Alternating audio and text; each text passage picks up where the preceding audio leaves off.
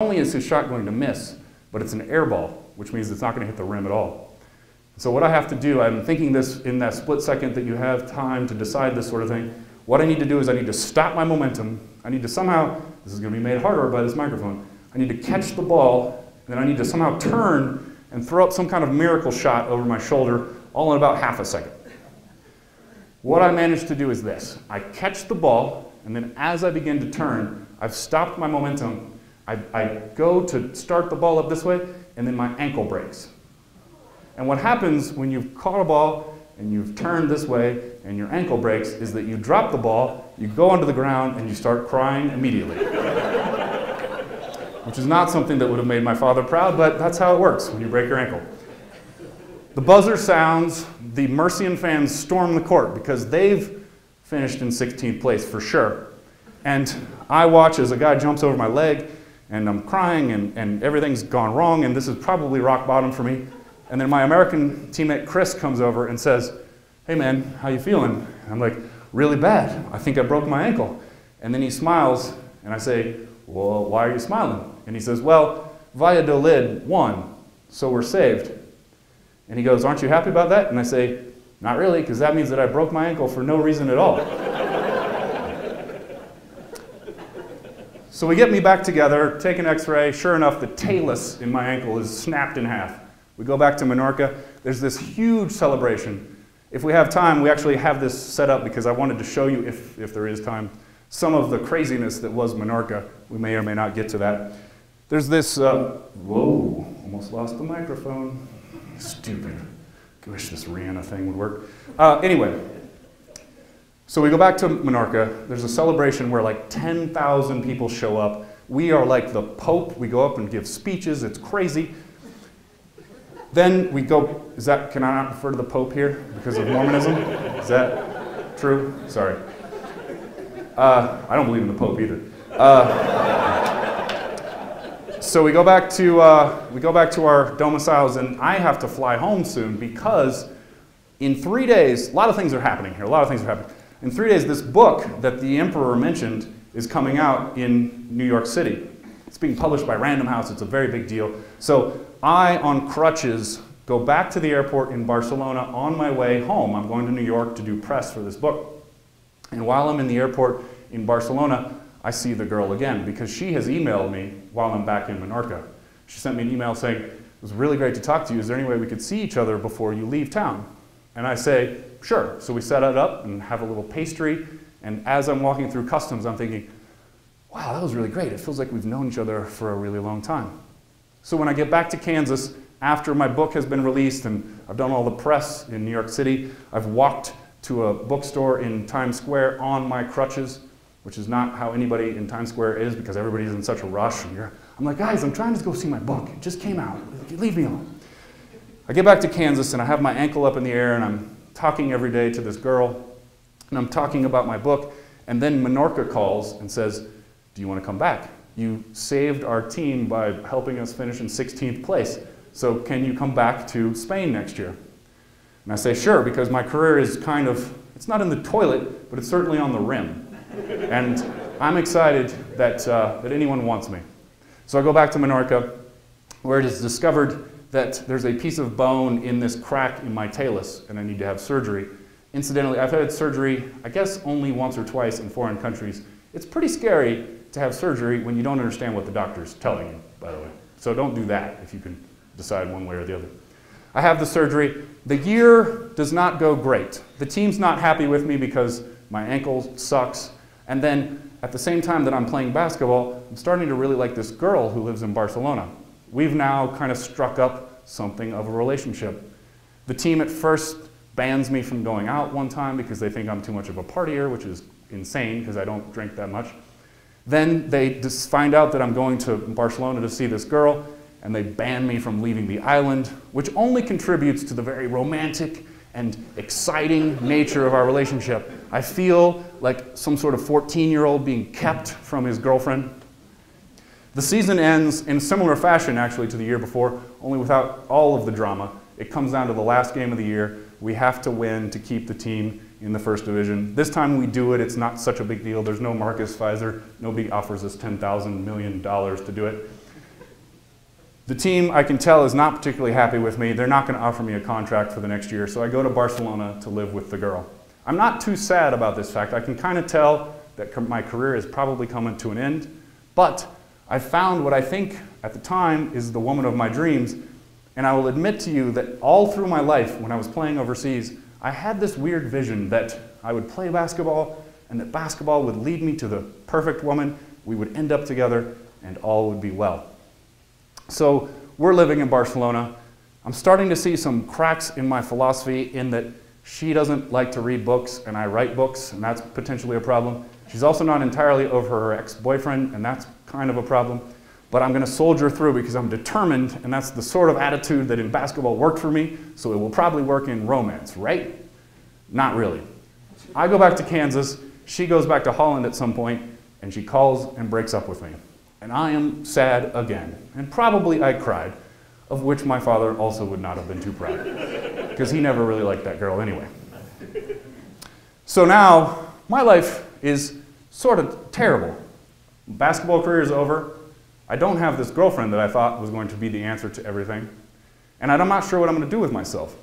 But then I have a revelation. I need a follow-up book to the one that came out 6 months before. What if I just turned this story into a book? It could be my follow-up, my transition into fiction, everything will work out. So I call my editor at Random House, I pitch him this idea, and he says, "That's gold, you should totally do that."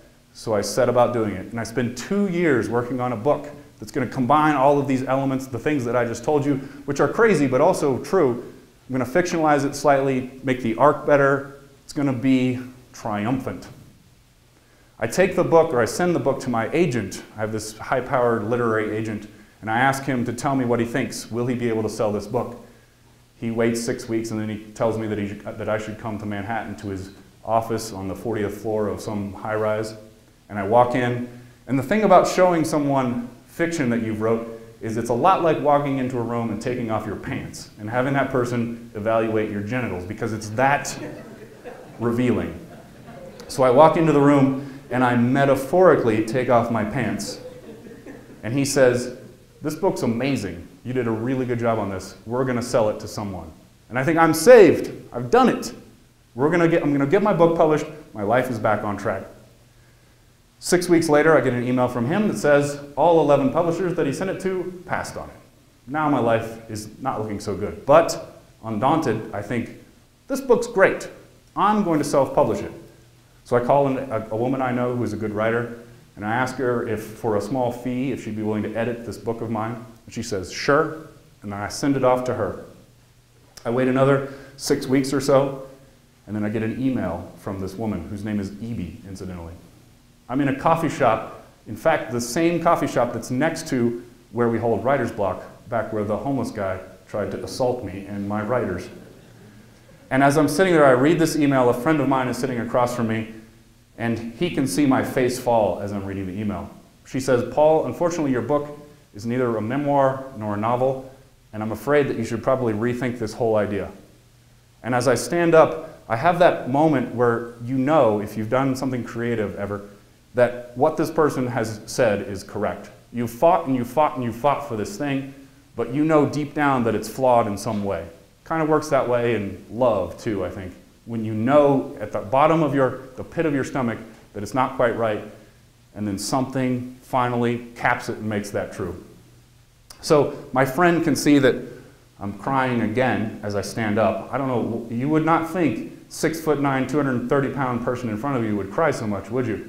My girlfriend now is really sad about this whole situation. There's no money, he cries all the time. What is the deal with this guy? He can see the tears in my eyes because I don't know what I'm going to do. I've basically put everything I had into this book, and I'm not sure what's going to come next. I go home, and I have what they would call in the movie industry the dark night of the soul. Pay attention when you watch a movie sometime. This is about 3/4 of the movie through when the hero decides, am I going to slay the dragon? Am I going to go home to the fires? Am I going to chase after the girl? Or am I going to be a sissy? That's the dark night of the soul. When the guy decides, he's very emotional, he's going to make this decision. And I have this revelation that Evie was right, my book is bad, I need to put it in the trash. Metaphorically, you can't take an actual file and put it in the trash. It stays on your computer forever, and someday, 70 years from now, I'll probably be convinced that it's good and show it to my grandkids. But effectively, it's in the trash. And I came up with a new plan. I decided to start this writer's workshop that I run. I said yes to this podcast that I now do. And I said yes when a guy asked me if I wanted to teach English to cops, which is a weird job that I can explain to you later if you come to the luncheon. Just kidding, I don't care if you come to luncheon, it's fine, whatever.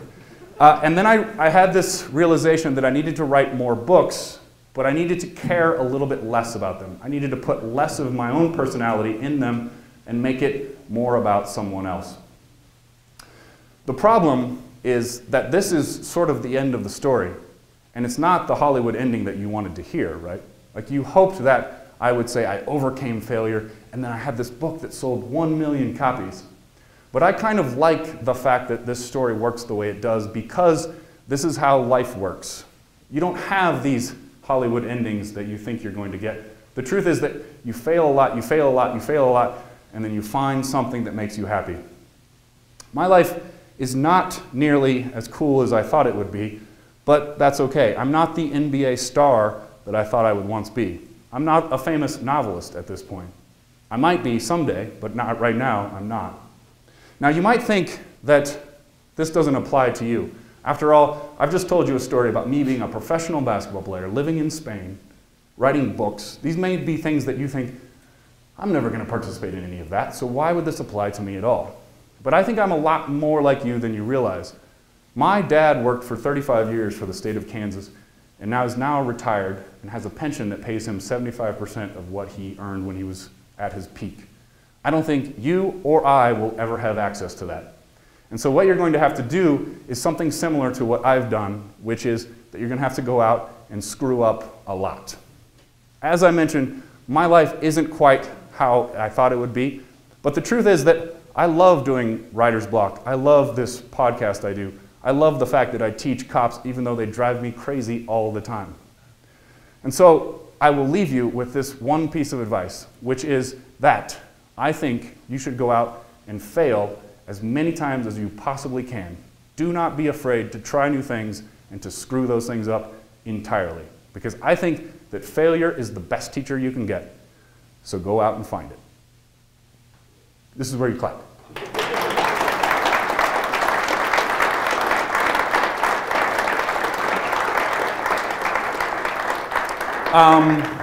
Would you rather ask me questions or see video from Menorca? I had a feeling that that was going to be the answer. You're dialing that up? Cool. Nope.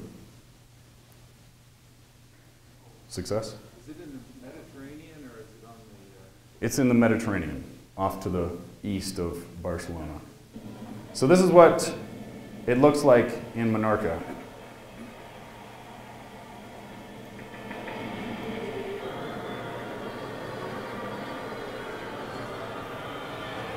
That's Chris, the guy who got screened. That's the crazy Bosnian point guard. See what I mean? Looks pretty crazy, right? Here's one of the other crazy Yugoslavs. No, that's the American, as you might be able to tell. That's one of the other Yugoslavs. And those are our insane fans. That's our coach who looks like Gargamel. That guy's name is Nacho. I'm not kidding. Oh, here's a dunk by me. Hooray! Another crazy Yugoslavian. Gargamel.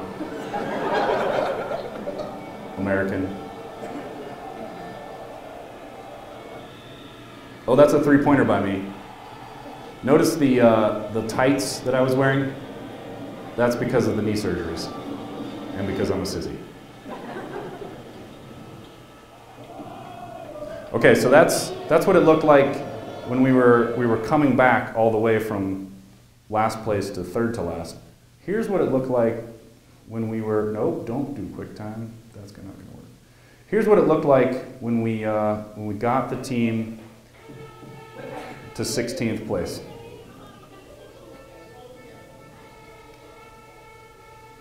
This is not that exciting. This is in Murcia after, that's me on crutches.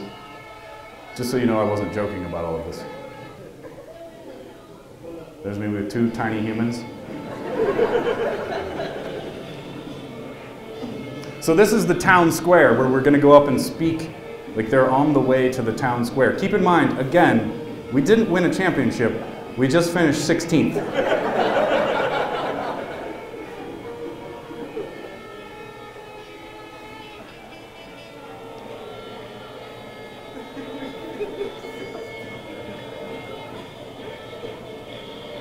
Those are actual real humans. That's how they're built in Menorca. So I fit in well.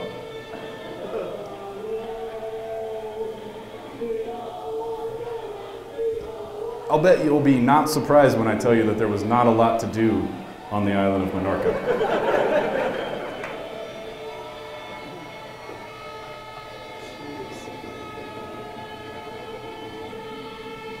That's us. You can see me on the crutches there with the walking boot.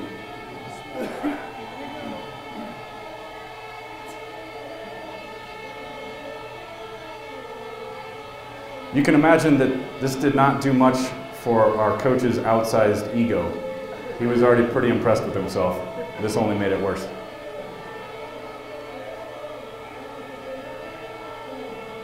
So that's that. You get the idea. If you ever want to see me on Betty White's Off Their Rockers, that's, I think, on YouTube. I'll let you find that on your own. I look pretty stupid, so that everybody wins in that situation. Thanks for having me. If you ever want to find me, I'm on Twitter at Paul Then Shirley. My last name's Shirley, so I wanted to make sure people knew that, so Paul Then Shirley. Maybe I'll see some of you at lunchtime. Is that all you need from me? Yep. All right, cool.